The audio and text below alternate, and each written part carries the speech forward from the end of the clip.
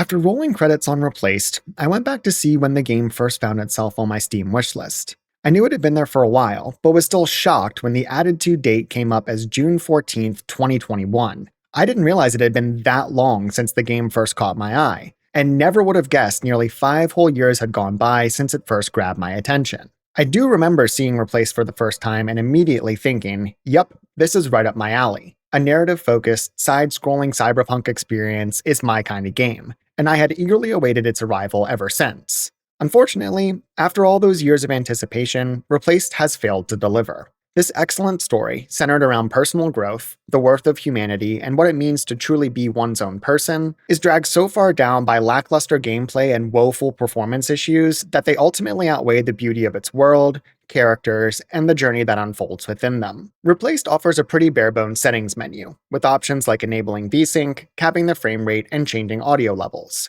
Not unusual for this type of game, and the inclusion of remappable controller buttons is worthy of praise, but nothing here helps mitigate its terrible, awful performance. Within the first couple minutes, there was repeated hitching during simple movement and exploration. No combat or traversal involved, which gave a terrible first impression and was an unfortunate sign of worse things to come. I tried enabling VSync, which did nothing to help, and capping the frame rate only added screen tearing to my list of issues, so I said f it and just went back to my original settings. This all happened while running at 1440p on an NVIDIA 5080 and Ryzen 7 78X3D. And while the frame rate stayed consistent, being unable to so much as move between rooms without near constant hitching was simply baffling. Performance did feel better a little further on, where these issues all but disappeared for a few hours, intermittent instances aside. Unfortunately, as I crossed into the second half of the game, those hitches returned with a vengeance, and it was all downhill from there. For the remainder of my playtime, each transition between areas or triggered autosave, which happens quite frequently,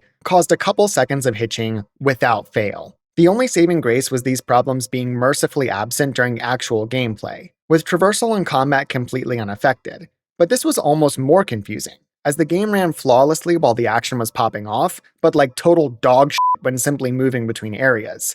Bottom line, Replaced's performance was abysmal, and needs to be a strong consideration for anyone thinking of a full-price purchase. Never mind playing on Game Pass, which is thankfully how I experienced all this. There were other minor issues, like some long loading screens that reminded me of playing Skyrim on my old Xbox 360, but that horrible stuttering outweighed anything else performance-related. I'd like to say performance was the only problem, but bugs were also bad, and ranged in severity from blocking completion of gameplay sections to deleting hours of progress. On the less egregious side were things like an enemy bugging out and disappearing from its spawn point, then reappearing at the section's exit, blocking any progress and leaving no choice but to reload and try again. On the more egregious side were things like hours worth of progress being lost. This saga began while working on a side quest that involved overcoming high-score challenges set by a new friend on her favorite arcade machines. After beating her high score on one of the devices, I went to progress the quest, but she wouldn't acknowledge my accomplishment. Okay, I thought, that's weird, but let me go back and try triggering it again. Even after setting another high score, the questline still wouldn't progress, so I gave up and figured I'd move on without it and maybe try again later. After another hour and a half, I called it a night, then came back the next day, and to my horror, my save file was marked with an earlier time than when I had logged off, despite it saving properly before. I know this because I checked my playtime, which had been just over 6 hours, also reflected in the Xbox PC app. Upon loading the save, I was back outside the arcade where I had given up on that mission. Good news, the quest was now progressible. Bad news, I had lost all the progress I'd made after that point and had to redo almost 2 hours of side and main quest progression to regain my progress. While retracing my steps, I noticed other weird happenings, like collectibles behaving as if they'd already been found, characters from other quests moved to different locations, and entirely new versions of cutscenes that were completely different from what I had witnessed before. There seemed to be some funky stuff going on with save files in general. At one point, the game suddenly said my last save was actually 2 hours ago, and not the 30 seconds before when the autosave icon had just triggered.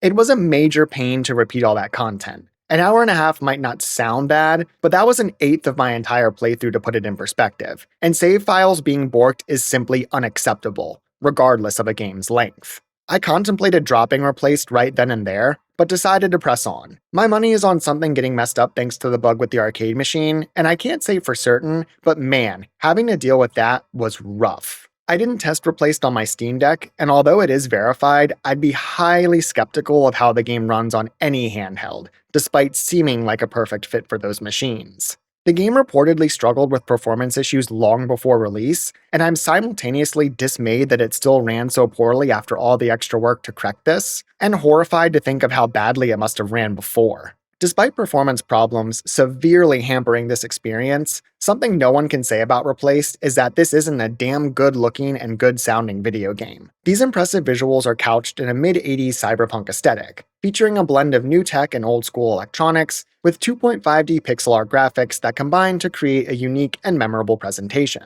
Each area features distinctly identifiable design, ranging from high-tech research labs to rough and rugged woodlands, and these environments and their background art are consistently gorgeous, regardless of the setting. Urban environments are particularly stunning. No surprise for fans of the cyberpunk genre. The 80s influences help this world stand on its own despite clear inspirations, and scenes like fighting on top of a train while skyscrapers blur by in the background have burned themselves into my memory. One of my favorite locations was a simple music store, full of people browsing different tunes and tons of cool pixelized records on display. It really felt like a place I'd like to sit in for a few hours. I also love a good snowy locale, and the ones in Replaced don't disappoint, as NPCs huddle around fires to keep warm, or snowflakes tumble gently down from above while traversing a quiet forest. How these visuals are presented is also done very well, with perspective shifts that highlight events or points of interest, and characters coming in and out of focus to accentuate their actions or speech. Characters themselves are incredibly expressive, even in this non-3D format and with no voice acting to speak of. Their gestures and body language alone more than enough to help convey exactly how they feel and what they mean. Speaking of voice acting, the game's audio is equally fantastic, with a soundtrack that nearly steals the show from the sights and gameplay that it complements. Different musical influences accompany each scene, whether fast-paced techno that blares during combat encounters, or calm, subdued melodies highlighting an emotional story beat or quiet moment of introspection. You can also stop and chill out with one of the various collectible tracks to discover out in the world, all of which are bangers, and this system is an awesome inclusion. Audio outside of music is also done well. Combat sounds cool, even if it doesn't feel the same way. More on that in a bit. And noises like the mechanical whir of a robot cruising through the air or simple hum of a bustling city all sound great. My only complaint is how some parts of the game were deathly silent, with no background noise or music to speak of. I'm not sure if this was an intentional choice or just a bug, but it was incredibly disconcerting either way. The UI is simple, clean, and effective, almost to the point of forgetting it's even there, and its only issue is becoming impossible to forget, like when tooltips appear in combat and refuse to fade away, creating visual clutter. Yes, I know I can heal, and I don't need that advice plastered on the screen for the entire duration of this encounter to remind me. Despite its performance woes, there's no denying that Replaced really does look and sound fantastic from start to finish, and the story it tells is equally memorable, if not more so. Narrative was always one of Replaced's biggest selling points, and on that front, Sad Cat Studios absolutely delivered, spinning a tale just as unique and captivating as the world within which it takes place. This story begins with Warren and Reach, a computer operator of some kind, and his AI counterpart. Warren pushes this connection a bit too far and ends up overloading in the process, and upon awakening from a brief bout of unconsciousness, finds the two have now merged. This new being sets off on a mission to restore their separate psyches, which is where we come in, controlling the AI-human hybrid as it works to accomplish this goal. An AI stuck inside a human's body is nothing new in the realm of storytelling, but it is still an interesting concept to explore, which Replaced does quite well. Reach's interactions with and observations of humans throughout this journey, the way they change over time, and how this shift eventually changes the AI's own perspective is incredibly cool to watch unfold. Reach originally believes the game's police force operates to serve and protect, as any regular law-abiding citizen might. But Reach witnesses their corruption and brutality, and eventually recognizes that Phoenix City PD are not to be trusted, and that they must be dealt with through the use of lethal violence. After spending time with humans in the outside world, this newfound humanity that others unknowingly ascribe to Reach, or Reach's body, starts to generate an internal attachment, which manifests through referring to himself in the first person, commenting on physical sensations, and recognizing emotions. Watching Reach's mannerisms, personality, and speech all change over the course of this story was extremely entertaining, and the first time he yells "fuck" was truly delightful. As this quest progresses, the AI encounters a cast of supporting characters that are all well written and add their own elements to this saga. Most live at the station, a hub for the rejects and outcasts of society and replaced, among which Reach quickly finds himself categorized. This location serves as Reach's home base for much of the game, functioning as a center for side and main quest progression, character interactions, and more. One of the first characters I encountered had me cringing at their dialogue and asking, is this how the whole game is going to be? Thankfully, that turned out to be the furthest thing from the truth. And these people and the conversations you have with them are all excellent. There are small dialogue options when conversing with certain characters at different points, which provide more exposition for world building, character development, and quest details, and do a good job of deepening the motivations of those Reach encounters and the state of the world in which they exist. That world is an alternate cyberpunk version of America set in the 80s, shaped by a nuclear catastrophe that occurred around the end of World War II,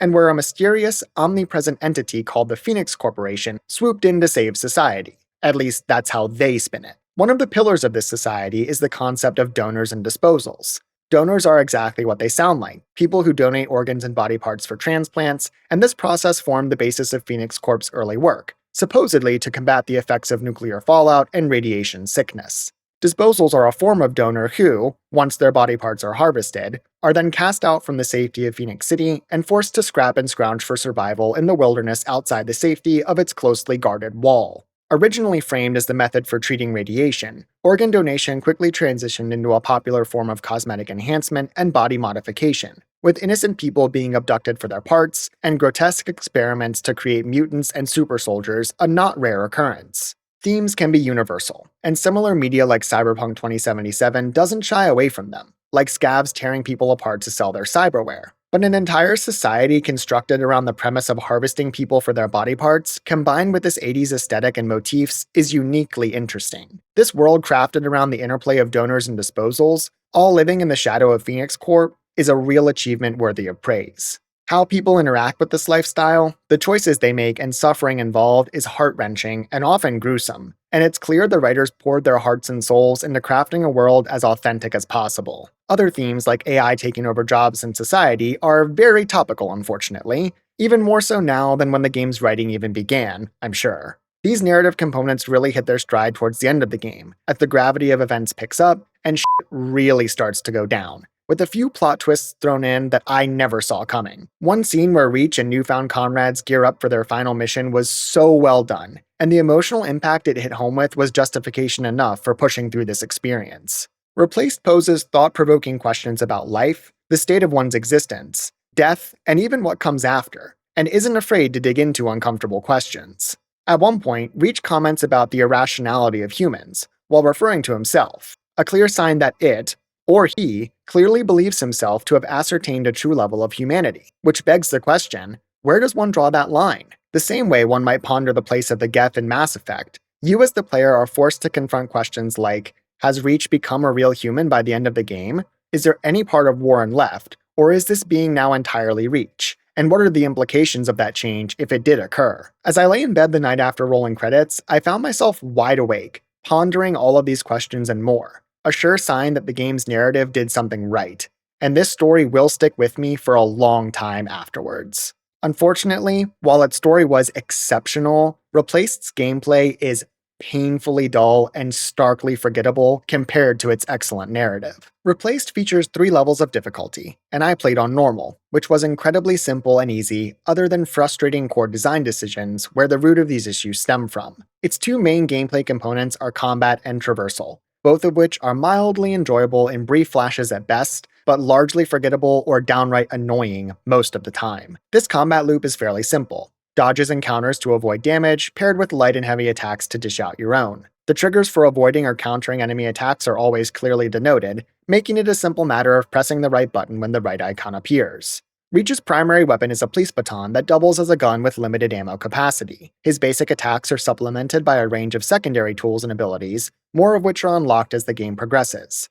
Actions in combat definitely needed more weight behind them, as it often feels like you're slapping enemies with an inflatable balloon stick instead of a deadly weapon, although the sound of gunshots is definitely more solid. Early combat is mostly just waiting for enemies to show their attack indicators, responding accordingly, then getting some attacks of your own in before rinsing and repeating until the encounter is done.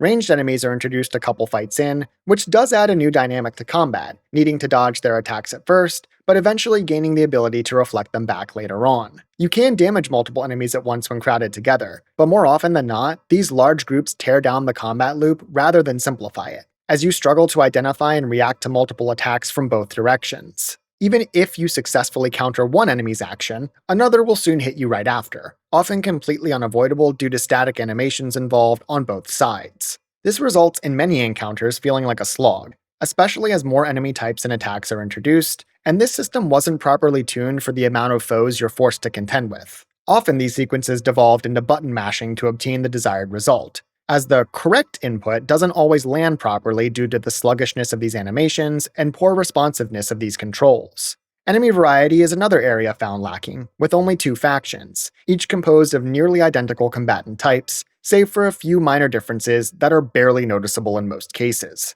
These rosters feature standard enemies, shielded enemies, heavy enemies, ranged enemies, and one extra type that avoids all basic attacks and can only be damaged after a series of successful counters or with a ranged projectile. Phoenix City PD is the second faction, and while there are slight differences from the outlaw termites Reach fights initially, like officers firing guns in addition to fighting in melee, it's barely enough to differentiate the two outside of their looks. Reach's gun is gradually charged up by actions in combat, and conversely drained by passive gameplay or dodging too often, which prevents it from being a crutch, but also feels bad when you're forced to dodge certain attacks repeatedly. A fully charged gun allows Reach to perform insta-kill finishers on smaller enemies, which feature some admittedly cool animations, and even larger foes still take a decent chunk of damage from non-finisher gunshots. A secondary melee tool, the pickaxe, breaks enemy armor, which prevents any actual damage from reaching them until disposed of. This can also be annoying, as while avoiding large enemy blows and getting enough hits in to break their armor, you're often peppered by other attacks, all while dealing with an extended animation before your strike even connects. To its credit, the game does a good job of introducing new combat mechanics at a pace that keeps things feeling fresh, but not enough to outweigh the poor design into which they are thrown. One of these is Overdrive, a sort of ultimate ability that is charged up during combat and carries over between encounters, allowing Reach to unleash multiple blasts from his gun in a short window of time, which is very powerful. Shockwave is another, unlocked towards the end of the game, a one-use per encounter ability that blasts enemies away, and a good method to clear out large groups of foes, but too limited to really resolve those issues. Replaced's combat can feel decent, even genuinely fun for brief moments when your attacks land perfectly and you're slicing through enemies, but those moments are too few and far between to justify how subpar it feels otherwise. Late-game combat is the best example, with access to Reach's entire suite of abilities and featuring some of the coolest environments to fight in. But even though it's solidly fun when flowing, most encounters don't elicit that feeling. There are 4 boss fights, one of which is a slightly remixed boss from an earlier encounter, while another consists of fighting regular enemies paired with brief traversal.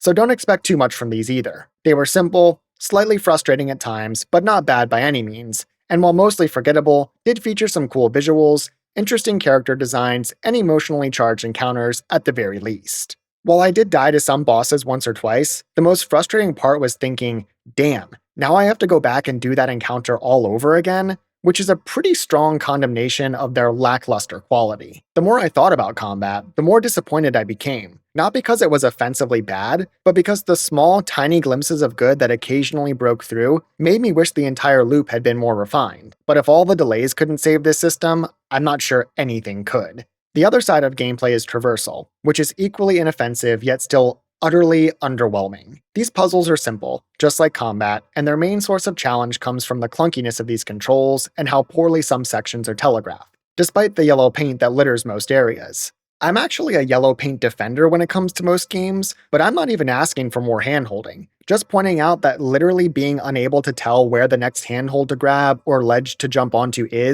isn't good design. While clunky handling might be thematic for an AI trapped inside a human body, learning how to pilot its new meat puppet, it definitely doesn't play well. Reach can use his pickaxe to grab hold of specific damaged walls, and there's even a double jump unlocked later, which I wasn't expecting based on traversal up to that point, but these were some of the nicer inclusions. Other mechanics are added too, like environmental hazards, and similar to combat, these additions do a fine job of switching things up and making them feel relatively engaging, at least until the brief shine wears off. There are a few decently difficult sections sprinkled in, particularly in the last few areas, but nowhere near enough to balance out the bog standard puzzles you're often forced to navigate. These include a couple chase sequences that look incredibly cool, framed by beautiful backgrounds and visuals, but ended up more annoying than anything due to these clunky controls. Platforming overall felt rough and unintuitive, and this poor design was the main source of my frustration, not contending with well-designed and challenging obstacles. Are you sensing a theme with this gameplay yet? There are also stealth sections sprinkled in, which largely boil down to avoid the red light vision cones emanating from enemy robots and turrets. Some do get more complex, like moving objects to stay hidden and hacking enemy machines to use as distractions. But while they can be a welcome break from basic traversal, they are far from standout gameplay components. Speaking of hacking, a simple minigame is introduced in the latter half of the game that serves as an interesting mechanic to add a bit more variety, but is ultimately very simple and easy to master, never taking more than 2 attempts. Outside of combat and traversal, there are secondary systems to engage with, like optional exploration and obtaining collectibles. An in-game menu for tracking these is housed inside a Walkman-esque device, fittingly dubbed a wingman, that looks really cool and helps add immersion as you watch Reach's hand turn dials and flick between screens. Finding music that can be played through this menu is a great inclusion. It's just unfortunate that you can't listen to different tunes while exploring, although maintaining set audio associations with specific areas and events makes sense.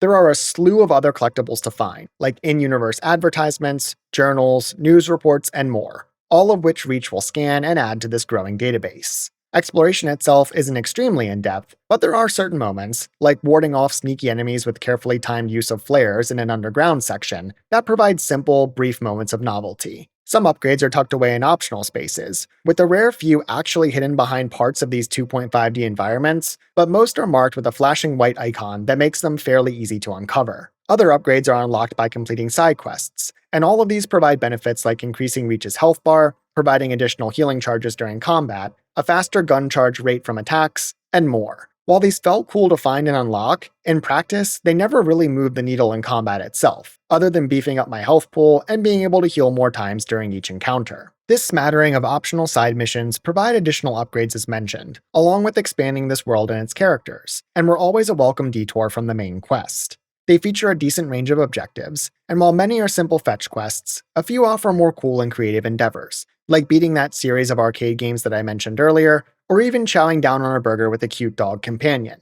And yes, you do get to pet him. Puzzles that required the use of one's mind and not reach his clunky body were my favorite, like deciphering a code from a set of clues or solving a riddle to unlock a sealed container, and were the best challenges in the entire game. This was epitomized by a section towards the end where Reach is navigating the bustling streets of Phoenix City, and is forced to engage with a mix of objectives that extend beyond just pure combat and traversal. Ultimately, despite very brief flashes of enjoyment, along with the occasional puzzle that was a joy to solve, Replaced's gameplay is simply nowhere near the level of quality that its storytelling, visuals, and audio design deliver. Replaced took just under 12 hours to complete, not counting the almost 2 hours I lost to that save bug, which included knocking out all the side quests and exploration I could find, but still not collecting every last item. This is a real slow burn to start, with the first hour or so being particularly rough, but things really pick up in the second half, and once they do, don't let up after.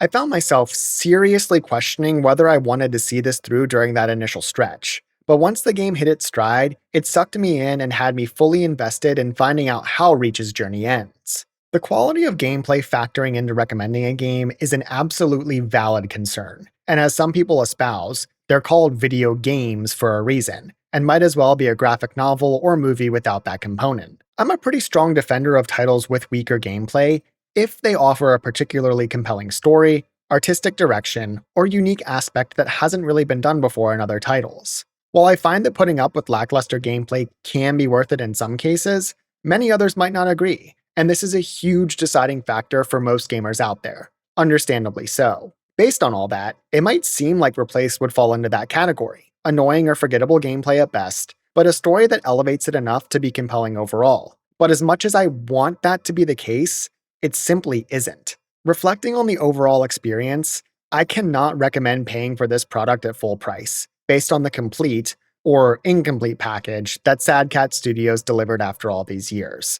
as much as it pains me to say. If you have a hearty stomach for dealing with bugs and performance issues, and are willing to overlook forgettable at best gameplay, there is a story and world here worth experiencing, but not for the full price of $20 US. Game Pass subscribers can at least try it out and see if it sticks, provided you can survive those performance issues, but I otherwise cannot endorse paying for this product in its current state. If SadCat fixes the bugs and performance issues, I would recommend picking it up at a discount. But even though it was ultimately worth it for me, I cannot recommend Replaced because of myriad issues, even though this world and Reach's story have left a memorable mark. It just isn't enough. Thanks for watching. If you enjoyed this video, make sure to like and subscribe for more gaming content, and let me know your thoughts on Replaced in the comments below. If you've played it, was your experience as marred by issues in gameplay design as mine, or was it bug-free and enjoyable all around? Regardless, thank you for watching. You're a real one, and I appreciate you, and hope to see you again in the next one. Catch you later.